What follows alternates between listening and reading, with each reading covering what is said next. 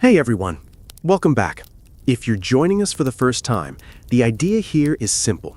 You get comfortable, you close your eyes if you want, you let history wash over you at a pace that isn't trying to sell you anything or startle you awake.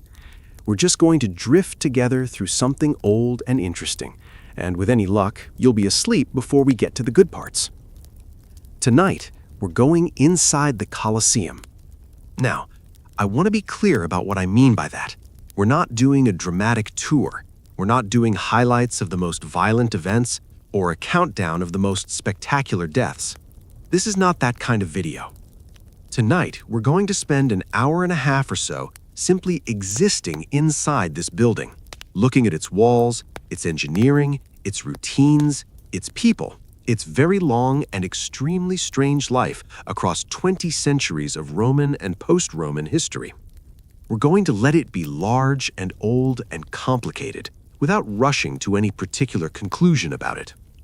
The lights are low, find wherever you're most comfortable, and let's begin at a point that most people skip over entirely, which is the question of what was there before the Colosseum existed.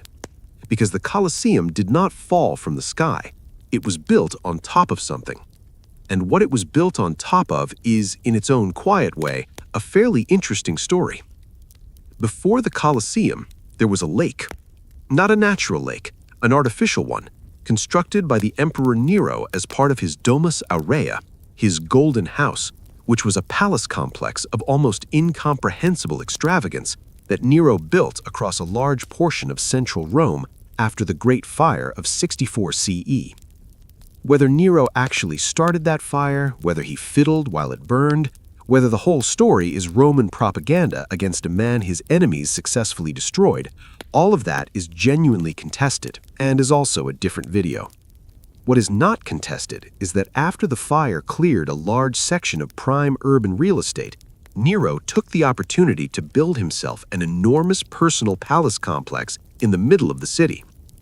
The Domus Aurea covered somewhere between 100 and 300 acres, depending on which historian you ask. It included gardens, vineyards, a rotating dining room ceiling designed to shower guests with flower petals, walls decorated with gold and mother-of-pearl and semi-precious stones, which is where the golden house part comes from, and in the low valley between the Caelian and Esquiline hills, a large artificial lake surrounded by buildings arranged to look like a small city. There was also a colossal bronze statue of Nero himself, roughly 30 meters tall, standing near the entrance, because Nero was, among other things, a man with a very precise sense of his own importance. Nero was dead by 68 CE, having been declared a public enemy by the Senate and dying by his own hand or with considerable assistance, accounts vary, before his enemies could formally execute him. His successors, beginning with Vespasian, made a point of dismantling the Domus Aurea's most extravagant elements and restoring what Nero had seized to public use. Vespasian drained the lake, he filled in the valley, he demolished what needed to be demolished, and on the site of Nero's private lake, in the low basin between the hills, he began construction of an amphitheater, a public building, a gift to the Roman people, built pointedly and deliberately in the exact same place where Nero had kept his private pleasure garden. The message was clear, and the Romans were very good at clear messages. What was private is now public. What served one man now serves everyone. The lake becomes an arena, the emperor's retreat becomes the people's entertainment. Symbolism handled with the blunt efficiency of someone who has thought about it carefully and wants to make sure nobody misses it. Construction began around 70 or 72 CE. The Colosseum, properly named the Flavian Amphitheater after the Flavian dynasty that built it, was inaugurated in 80 CE under Vespasian's son Titus. The construction took roughly 8 to 10 years, which for a building of that scale, built with ancient technology by tens of thousands of workers, is an extraordinary timeline. It suggests both the organizational capacity of the Roman state at its height and the remarkable degree of human labor that could be mobilized when an emperor wanted something done quickly. The workforce included a large number of Jewish slaves, captured in the aftermath of the Jewish-Roman War and the destruction of Jerusalem in 70 CE. This is one of the darker threads in the building's history, and it's worth noting without dwelling on it in the way that would keep anyone up at night. The Colosseum was built in part by enslaved people who had just lost a war and a city. The building's gleaming stone and precise engineering contain that history. It doesn't denounce itself. It's just there, in the foundations, in the labor, in the cost. Let's spend some time just looking at the building itself, because the Colosseum as a piece of engineering is worth understanding before we get to what happened inside it. The structure is roughly elliptical in plan. Its outer dimensions are approximately 188 meters on the long axis and 156 meters on the short axis, which gives you a sense of the scale, but doesn't quite prepare you for what it looks like in person, which is simply very large in a way that photographs don't capture with full honesty. The outer wall rises to about 48 or 49 meters, roughly 15 stories by modern reckoning. The whole thing is faced in travertine limestone, a warm cream-colored stone quarried from Tivoli, about 30 kilometers from Rome. An estimated 100,000 cubic meters of travertine went into the building. There are about 300 tons of iron clamps holding the stone blocks together, though a significant quantity of those clamps were extracted during the medieval period by people who needed the iron more urgently than they needed the structural integrity of an old pagan building. The outer facade is divided into 4 stories, each articulating a different classical order in the way Roman architects like to demonstrate their education. Doric on the ground floor, Ionic on the second, Corinthian on the third, and on the fourth, a solid wall with Corinthian pilasters and small windows. This is architectural vocabulary. It says something about the building's self-image, that it is orderly, that it is classical, that it participates in a tradition of rational design, even while being a machine for organized mass entertainment. The Romans believed these things could coexist. They were largely correct. There were 80 arched entrances around the outer ground level. 76 of them were public entrances, numbered with Roman numerals, and ticketed spectators would be directed to their specific numbered entrance based on their seat assignment. 4 of the entrances were reserved for special uses, for the editor and his party, for the gladiators, for processional purposes. The ticketing and crowd flow system was, by the standards of its era, sophisticated. 50,000 people could apparently enter and exit the building with reasonable efficiency, which is something many modern arenas have not entirely improved upon. The seating inside was arranged in a tiered bowl around the central arena floor, and the allocation of those seats reflected Roman social hierarchy with characteristic thoroughness. The lowest tier, the podium, with the best sightlines and the closest proximity to the action, was reserved for senators and their families, for the Vestal Virgins, for foreign dignitaries, for senior magistrates. Above that, the second tier for equestrians, the Roman upper middle class essentially. Above that, a third tier for ordinary Roman citizens. At the very top, a 4th level added by the Emperor Domitian, with standing room and some wooden bleacher seating reserved for the lowest social classes, poor free citizens, slaves, women. The women's section at the top was a reflection of Roman anxiety about gender mixing at public spectacles, which had apparently been a source of some moral commentary. The philosopher Ovid had, some decades before the Colosseum was built, cheerfully recommended the games as an excellent place to pick up women, on the grounds that the seating was tight and the emotional atmosphere was favorable. This observation was probably accurate, and definitely the kind of thing Roman moralists did not enjoy reading. The subsequent arrangement of women in their own separate section at the top of the building, far from the men below, may or may not have been a direct response to Ovid's advice, but the timing is suggestive. The arena floor itself, the word arena comes from the Latin for sand, harena, which was spread on the wooden floor to absorb blood and make the surface less slippery, was a wooden structure built over the hypogeum, the underground network we'll spend some time with later. The floor was roughly 83 meters by 48 meters, large enough that the spectacles could involve substantial movement, genuine combat at a distance, the hunt of animals across a wide open space, not so large that figures on the floor became tiny and difficult to follow from the upper tiers. Someone had thought carefully about sightlines and the optimal relationship between the size of the performance space and the comfort of the largest audience. There was a velarium, A massive canvas awning system stretched across the open top of the building to shade spectators from the Italian sun, operated by a team of sailors. Specifically, it appears, sailors from the imperial fleet at Misenum, because operating the rigging of the velarium required the kind of rope and pulley expertise that sailors possessed and most civilians did not. On the upper outer wall of the Colosseum, you can still see the corbels, the stone brackets that supported the masts from which the velarium's rigging was suspended. 2,000 years later, the brackets are still there. The sailors are long gone. The smell of the Colosseum on a busy day is something ancient sources do not describe in great detail, but we can reconstruct it with some confidence. 50,000 people in the Italian summer heat. Animals, large stressed animals held in underground tunnels below the arena floor, blood and sand, food vendors circulating through the crowd, the particular smell of large-scale collective human presence that anyone who has been to a sold-out stadium on a warm day will recognize immediately.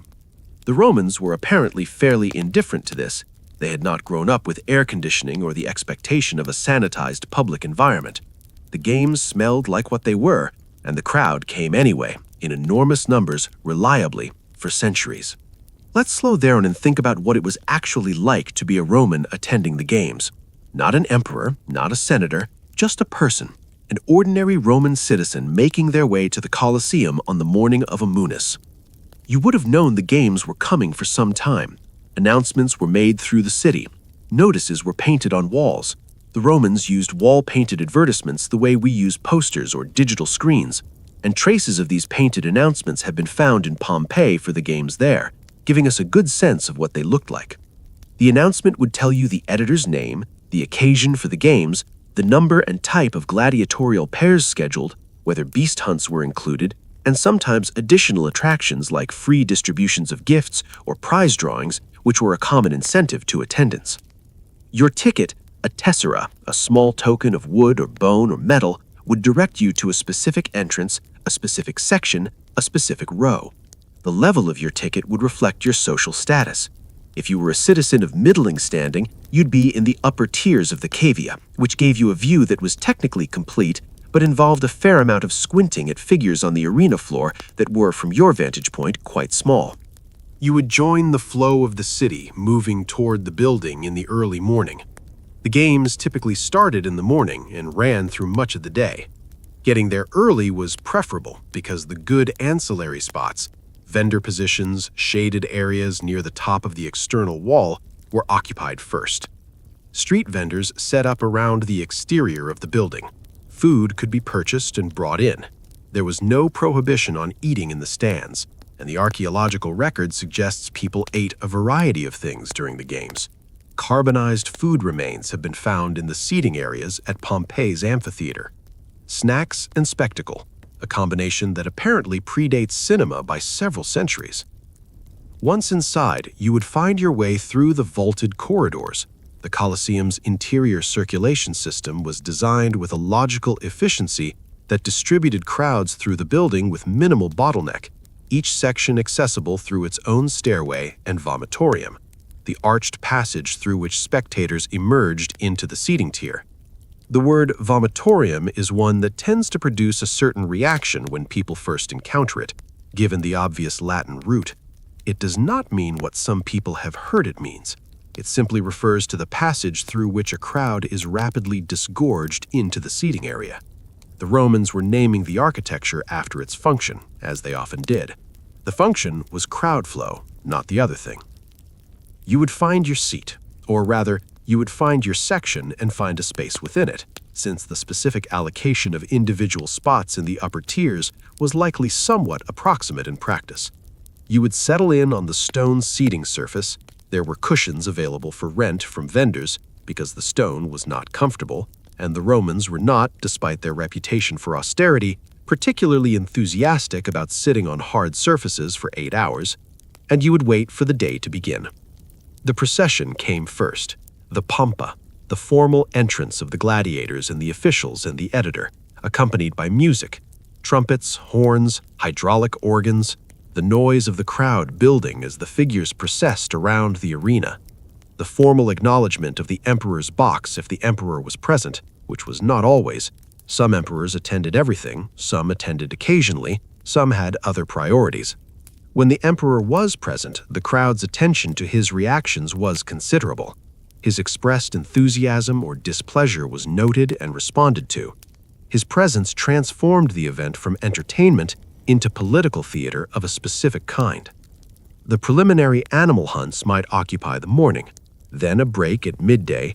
Roman sources mention that some spectators went home for lunch during the midday interval, or at least stepped away from their seats, during which the arena floor might be cleared and raked and re-sanded, and the day's condemned criminals might be executed if executions were part of the program. These midday executions were not apparently very highly attended. The crowd thinned. The mood was different from the gladiatorial combats. The criminals were typically executed in groups, sometimes forced to fight each other sequentially, with the last survivor put to death in turn, a process designed to be functional rather than spectacular. The serious aficionados came back for the afternoon gladiatorial combats, which were the main event, the thing people had come for. The atmosphere in the afternoon crowd was, by all ancient accounts, loud, extremely loud.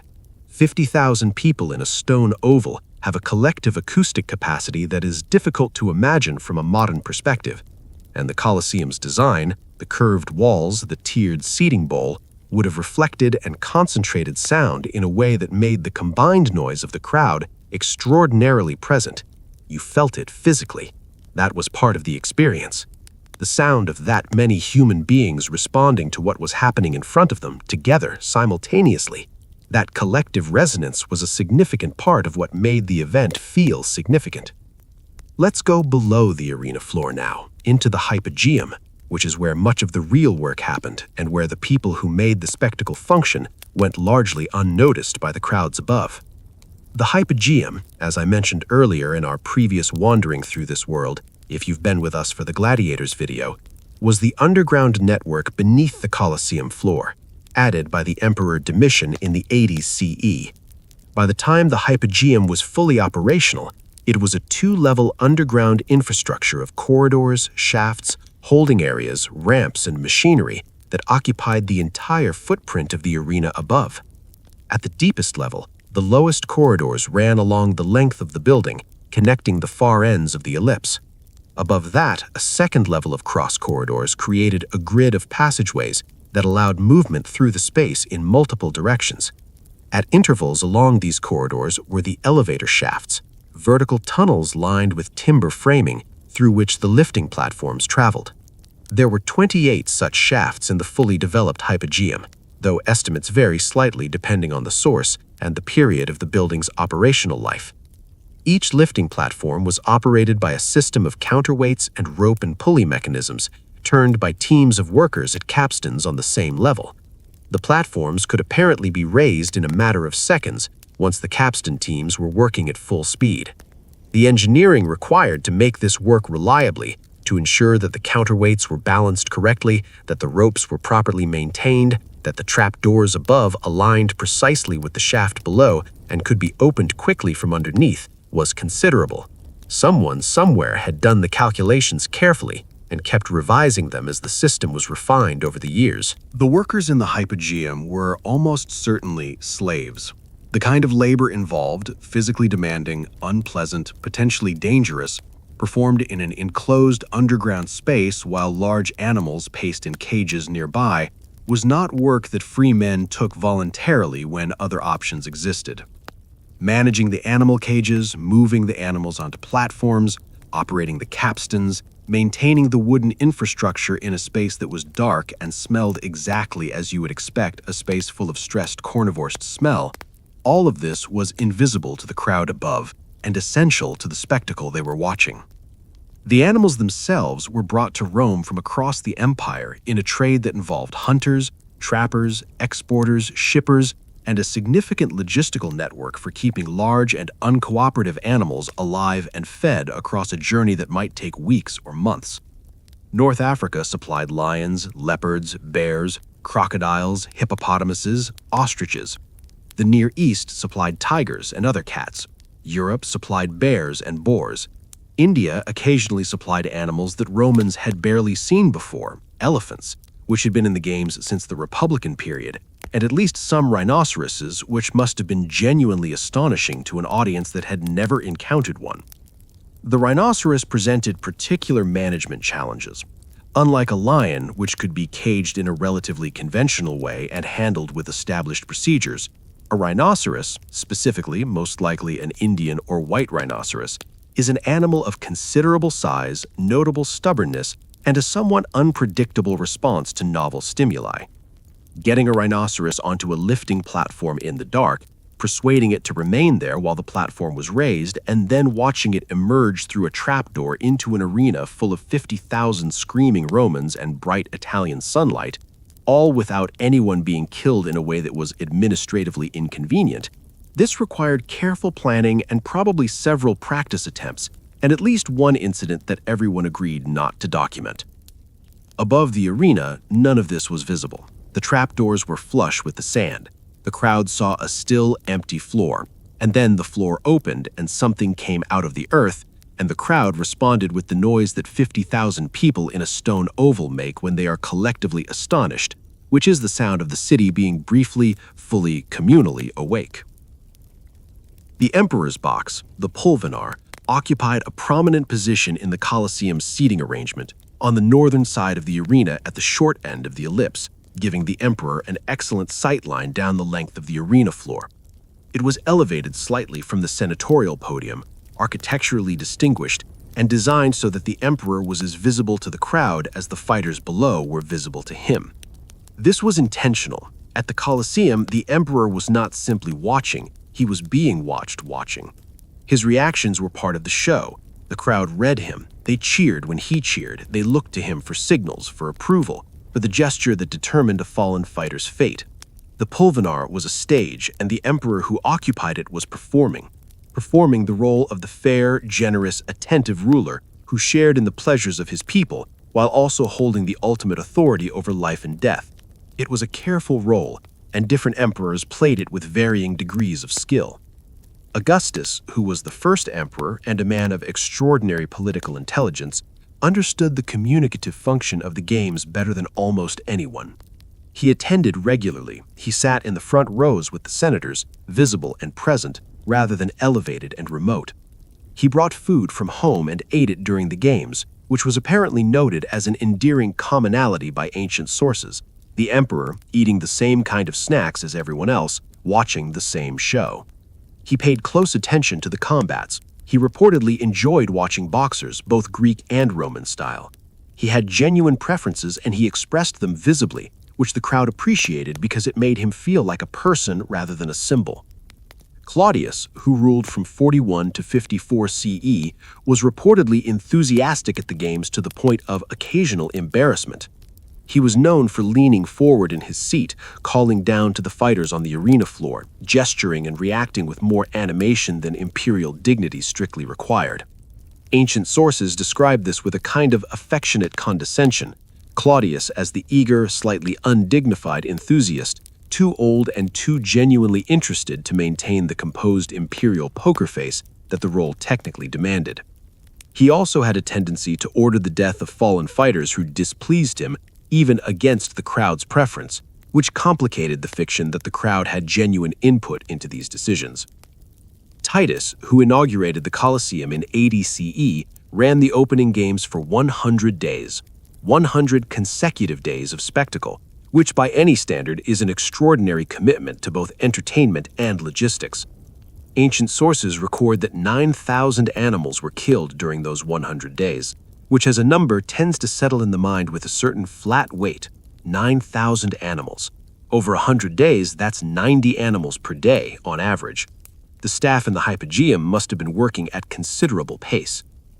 Titus was apparently a popular emperor who managed the games with the kind of easy charisma that makes attending to the spectacle look effortless. He was generous with prizes thrown into the crowd, small tokens that could be exchanged for food, drink, animals, slaves, or various luxury goods depending on one's luck. He responded warmly to the crowd's demands and suggestions. He was, in the language of the time, a good editor, someone who knew how to run a show in a way that left the audience feeling valued rather than simply managed. And then, as often happens in Roman imperial history, He died after only 2 years in power. He was 39. The cause is unclear, possibly a fever, possibly something more deliberately assisted, possibly simple bad luck. His younger brother, Domitian, succeeded him, which the people and the Senate greeted with something less than enthusiasm, since Domitian's temperament was considerably less warm, and his relationship with the Senate was, for most of his reign, actively hostile. Domitian finished the Colosseum. He added the 4th story. He built the hypogeum. He expanded the building's operational capacity in ways that made it more functional as a spectacle machine, even as his personal relationship with the crowd was complicated by the simple fact that he wasn't particularly interested in performing the warmth that his predecessor had made look easy.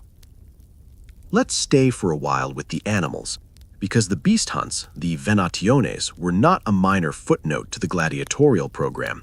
They were, in many periods of the Colosseum's operational life, the main event, the thing that drew the largest crowds and consumed the most resources and required the most elaborate preparation.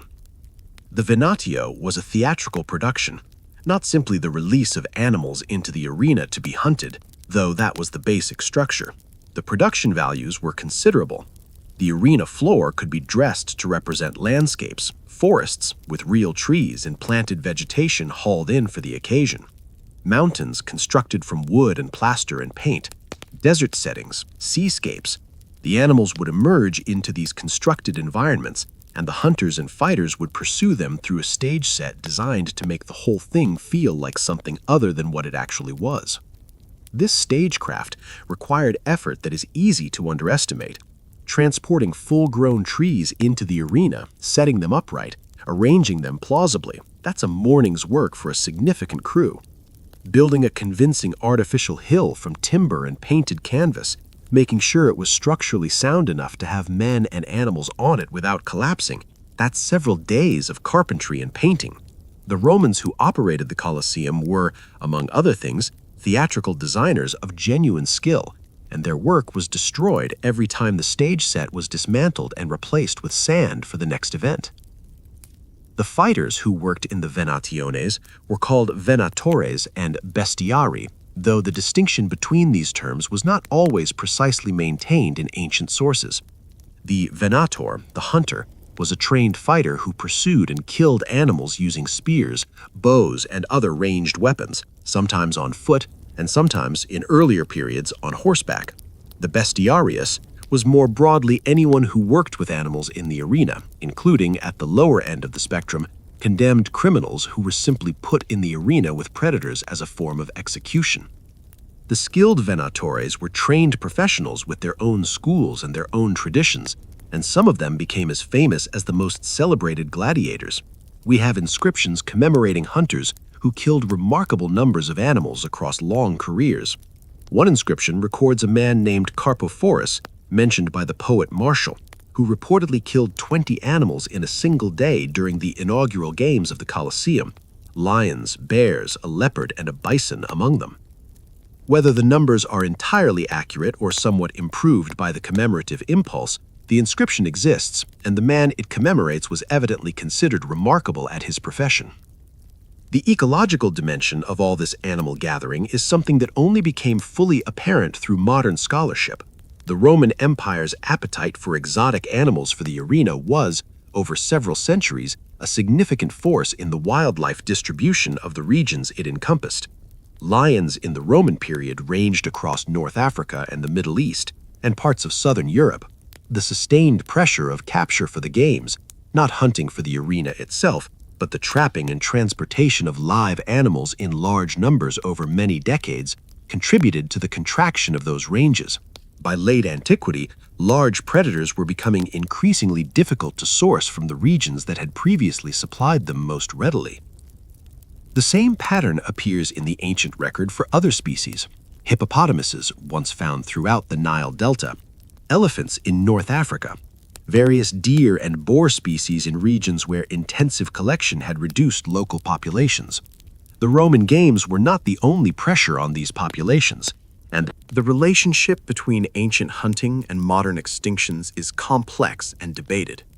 But the scale of animal consumption in the arena was real, and its traces are measurable. and it's worth holding that weight for a moment before letting it drift.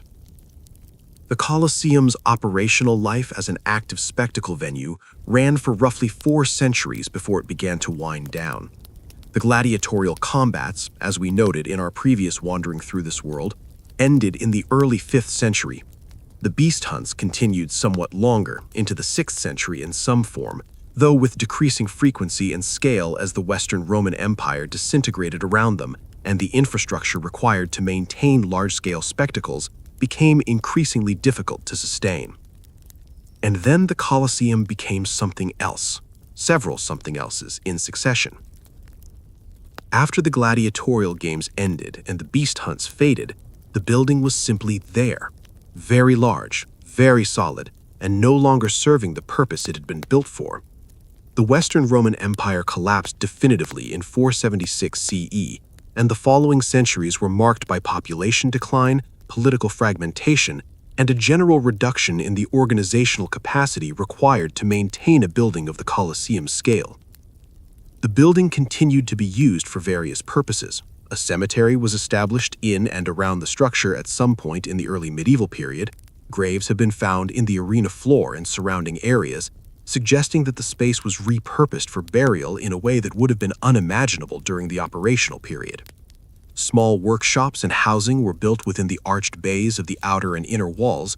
The Colosseum's enormous ground-level arcade became a kind of permanent market and residential neighborhood, with families and tradespeople occupying the arched spaces that had once been spectator corridors. In the 12th century, the Frangipani family, one of the powerful aristocratic clans of medieval Rome, incorporated the Colosseum into their family fortress complex. Medieval Rome was a city of competing noble families who controlled different neighborhoods and used ancient monuments as defensive strongpoints, and the Colosseum was an obvious choice of fortification. It was enormous, thick-walled, and impossible to miss. The Frangipani added towers and strengthened the structure for military use, connecting it to adjacent fortifications in ways that completely transformed its appearance and purpose.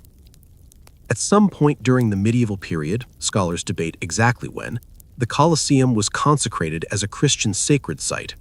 The tradition held that many Christians had been martyred there during the Roman persecutions, and the building became associated with the memory of those martyrs. This association was, historically speaking, somewhat questionable. The evidence that large numbers of Christians were specifically martyred in the Colosseum as opposed to elsewhere in Rome is thin, but the tradition took hold, and it had a significant protective effect. Once the Colosseum was considered a sacred site associated with martyrdom, proposals to demolish or extensively quarry the building met with more resistance than they might have otherwise. And they were demolishing and quarrying it. This is the part that tends to surprise people. The Colosseum was, for several centuries of the medieval period, a quarry. The travertine limestone facing was stripped from the outer walls and used for building material elsewhere in the city. The iron clamps that held the stone blocks together were extracted, leaving the distinctive pockmarks in the concrete that you can still see in the surviving walls. Marble seating was removed, interior fittings were stripped. The building was, in a very literal sense, being eaten by the city around it. Rome needed building materials, and the Colosseum was an enormous, free, conveniently located source of high-quality stone. If the association with Christian martyrdom had not provided some degree of protection, it is not entirely clear how much of the building would have survived. The instinct to reuse ancient Roman building materials was entirely practical and entirely normal in medieval Rome, and the Colosseum's survival is partly a matter of moral sentiment getting in the way of pragmatism at a crucial moment. Whether the moral sentiment was historically accurate or not, it worked.